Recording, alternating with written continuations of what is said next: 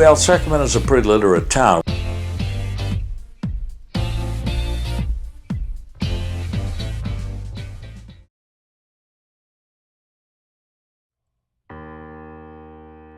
It's impossible for me to really choose any one book, but if I had to choose one particular book, the one I think was most fascinating and stays in my mind forever is Men to Match My Mountains by Irving Stone.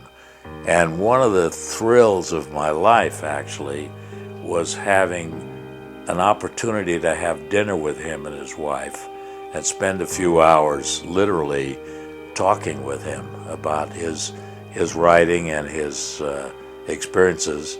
We're a couple of old San Francisco hands, is what he called us, and but that was a great book because it talked about the settling of the West, and he embraced all of the movements from the East to the West to what created us here in California and Sacramento.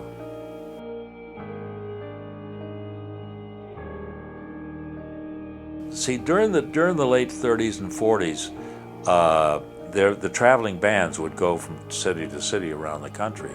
So they would generally play at the Memorial Auditorium, which they could, if you know, they can flatten the dance floor. The floor tilts down to be a sort of a theater arrangement, or it tilts up and becomes a ballroom arrangement, a flat surface for banquets or for dancing.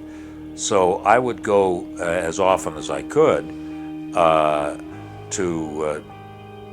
to the Memorial Auditorium, to the dances. And the most memorable ones, of course, were Glenn Miller passed through town, and Tommy Dorsey with Frank Sinatra passed through town. And to go to those places, you didn't necessarily have to dance much, but you stood around and watched other people dance, or stood in front of the band, you know. But that was in those years, that was a great thing for people my age.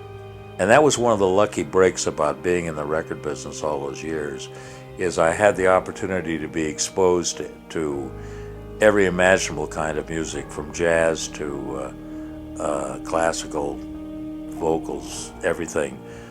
I mean, to have a little difficulty with today's music and rap music and things like that, but basically, there's such a wealth of music in America, from blues and folk music and country music and things like that, that my tastes are really varied. Even though I grew up in the big band era, you know, the big swing band era, I still kind of like everything.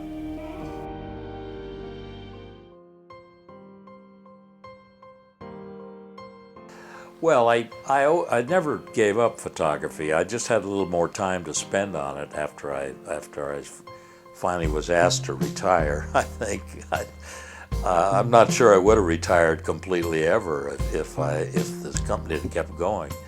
The photography was just an avocation more than anything else. It was a fun thing to do. And I finally got a show, which made me very happy. Some friends of mine at the City College decided to give me a show of a bunch of pictures of local artists, and it turned out successful, and it was a lot of fun to do, and so that sort of added to the pleasure of it all.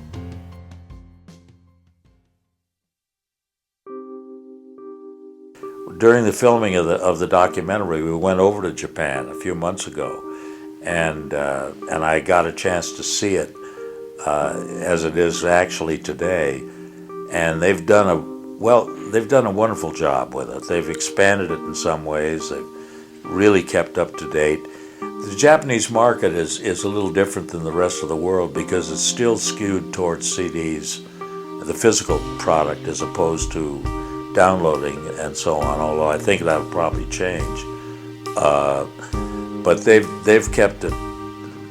They kept the management intact, having people with good experience take over. They didn't bring people in from the outside to mess it up. And the main thing is that they were well financed. They didn't have to worry about debt or anything like that, because they're owned by and nowadays they're owned by the telephone company essentially, and the internet company Docomo.